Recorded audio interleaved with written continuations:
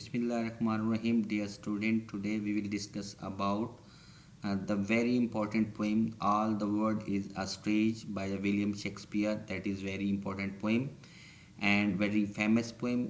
दुनिया जो है एक स्टेज है. इसके ऊपर आज हम जो है इसका क्रिटिकल एनालिसिस भी करेंगे और इसको जो है हम इसको एक्सप्लेन करने की कोशिश करेंगे. All the world is a stage. दुनिया जो है एक स्टेज की मानद है और इस प्लेटफॉर्म के थ्रू जो है हम इनके मुश्किल अल्फाज के मैनी भी प्रेजेंट करेंगे और साथ साथ इनकी लाइन्स को भी हम एक्सप्लेन करेंगे so that you can understand very well. So before starting my lecture, it is request you to subscribe my channel so that you can receive my all video on daily basis. So come to the first slide, that is all the world is a stage. So चार लाइनें जो है इसको मैंने दी है, कोशिश की हर stage को. And all the men and women merely player, and they have their exit and their entrance, and one man in his time play many parts, his acts being seven ages. In four lens में हम देखते हैं कि क्या कहता है कि तमाम मर्द और औरतें जो हैं वो सिर्फ प्लेयर हैं, एक्टर हैं, और वो जो है उनका एक एंट्रेंस का भी टाइम है और उसका एक एग्ज़िट करने का भी टाइम है. अब जो है एक एंट्रेंस और एग्ज़िट जो है वो हम जिस दुनिया में आते भी हैं और इसके तरह इसी तरह जो है हम दुनिया में अपने ही वक्त पर चले जाते हैं. और एक आदमी जो है वो अपना जो है जो एक्ट है उसमें काफ़ी सारे एक्ट में हिस्सा लेता है और उसकी एक्ट जो हैं वो 7 एजेस हैं, 7 स्टेजेस बने हुए हैं उसकी एक्ट की. Every man and women has to enter for performing their 7 stages. So अब हम इन लेंस को जो है हम ये कह सकते हैं कि हम ये जो है दुनिया एक स्टेज है, उसके ऊपर इस दुनिया के तमाम मर्द और औरतें जो हैं वो एक्टर हैं और अपने वो मुकर्रर वक्त के ऊपर आते हैं और मुकर्रर वक्त के ऊपर चले जाते हैं.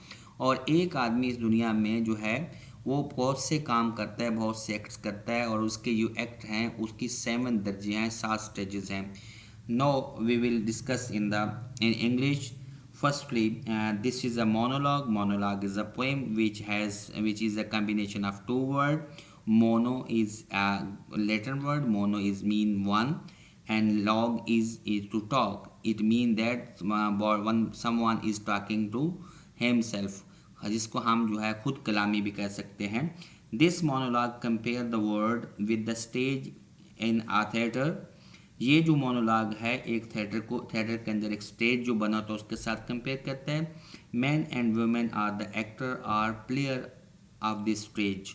सो मर्द और औरतें जो हैं इस स्टेज के क्या है कि प्लेयर और एक्टर हैं. Actor playing role have entrance and exit during their performance. Life also has its entrance and exit. People are born or die and passes in and out of their lives, just as actors play a variety of role in life. So too do men and women play different role or pass through the different stages and 7 ages of their lives. अब जो है इस पूरी मैंने तफसील उर्दू और English में बताई है इन लाइन्स को जो है. अब हम अगली लाइन्स के ऊपर चाहते हैं. What would the first role of the human being man when entered into this world.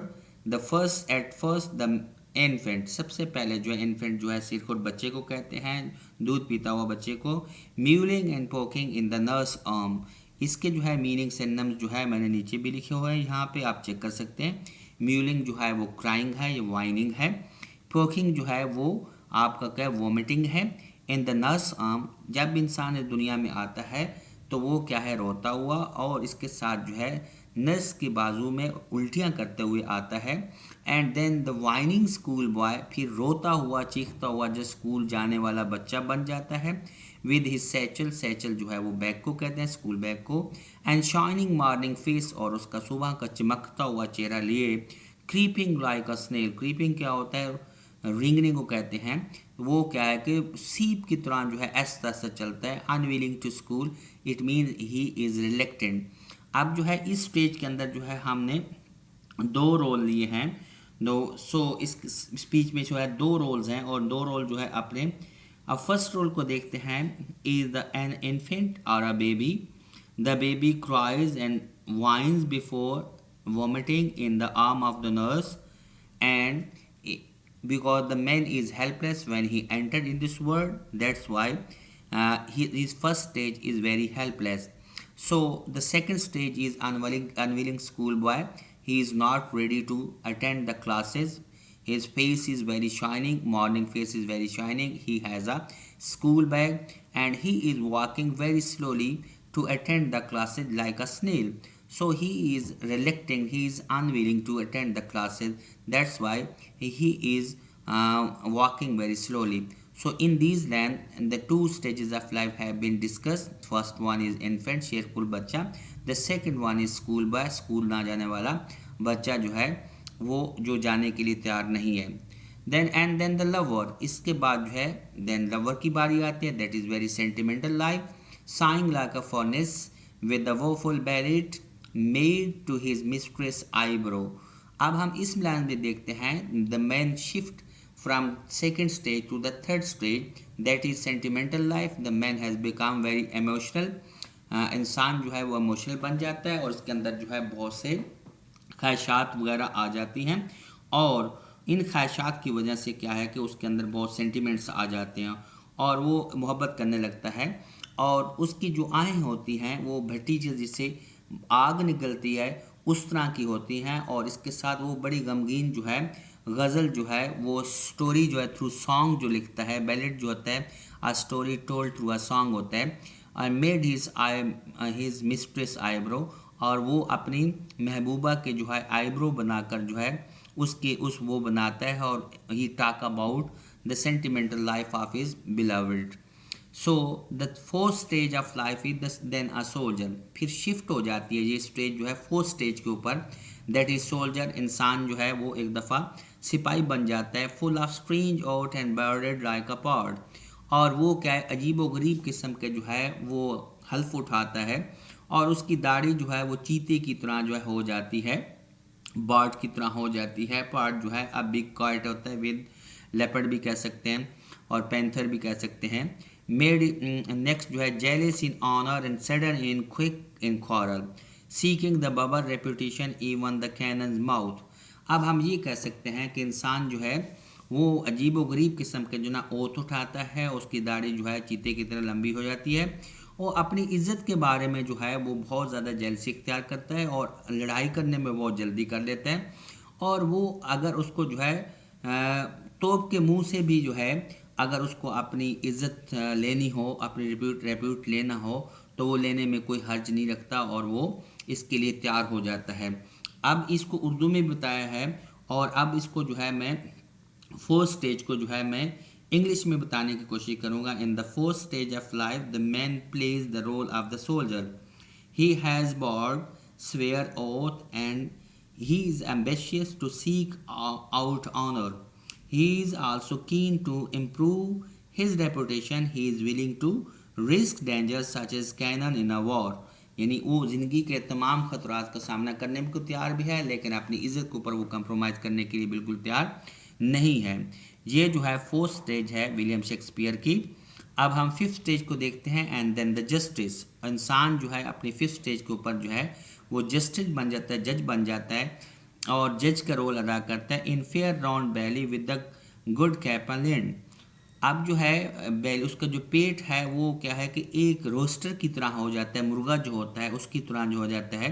गर्दन उसकी with the eyes severe and bearded formal cut, उसकी आंखों में शिद्दत आ जाती है और उसकी जो दाढ़ी होती है जो बड़ी बड़ी होती थी पिछली स्टेज में उसमें एक फार्मल कट आ जाता है. And full of voice and modern instances and when ever he talk he give many examples. He share with the proverbs a lot of examples, idioms and example that are very wise and so he plays his part. इस तरह जो है वो role अदा करता है. अब हम जो है फिफ्थ स्टेज को अगर देखें, in the fifth stage of life man plays the role of a justice और अ जज. He has grown fat from the eating expensive food.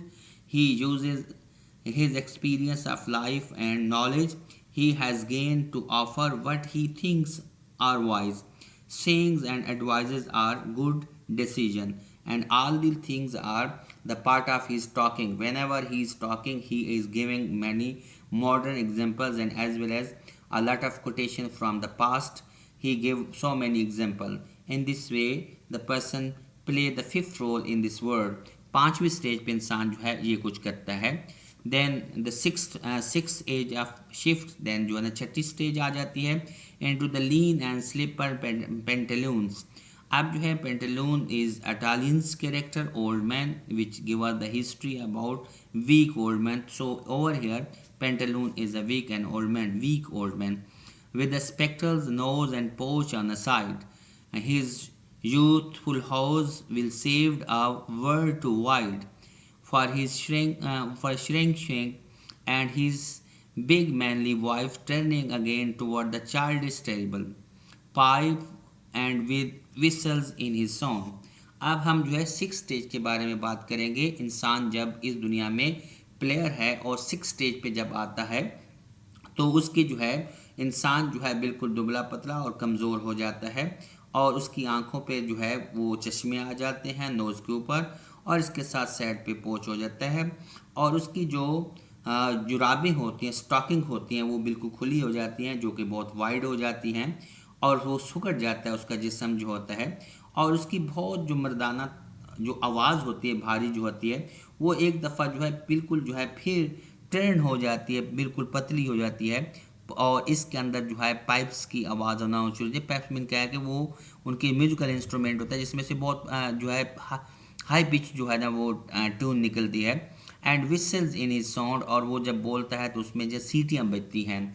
तो सो जो है हम अब जो है नेक्स्ट स्टेज सिक्स स्टेज जो है इसके ऊपर डिस्कस करेंगे. In the six stage of life the man become a pantaloons are a weak old man. He is so thin his stocking become loose. Stocking जुराबों को कहते हैं. The speech compare this stage of life to return to being like a baby or a child. Old men and small children both have high voices and are dependent on an adult. It means यह कि वो दूसरों के ऊपर depend करते हैं और उनकी आवाज़ जो है वो बड़ी हो जाती है. इन लाइंस के अंदर जो है सिक्स स्टेज ऑफ लाइफ को हमने पूरी तरह डिस्क्राइब करने की कोशिश की है और यहाँ पे मीनिंग भी मैंने लिख दी है. If you need some synonyms from here you can also look at this the last part of the slides. So the last scene of all the ends this strange eventful history is the second childness and mere oblivion. Same teeth, same eyes, same taste and same everything.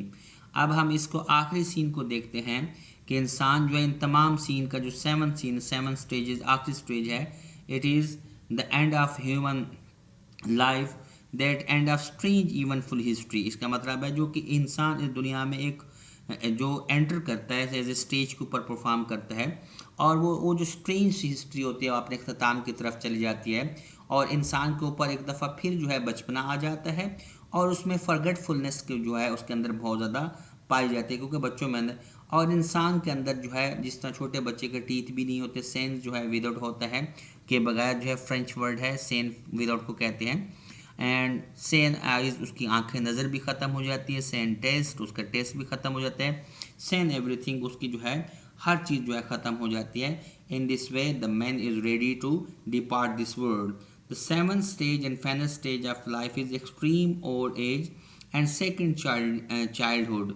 The man faced the second childhood earlier that when he started his life and he came in this world to perform the first stage and know the last stage is also going to the final stage, that is the final stage is the mere oldness. Like the babies, where very old men are dependent on the others and have no teeth, the old man loses the memories, hearing and control of his senses before dying.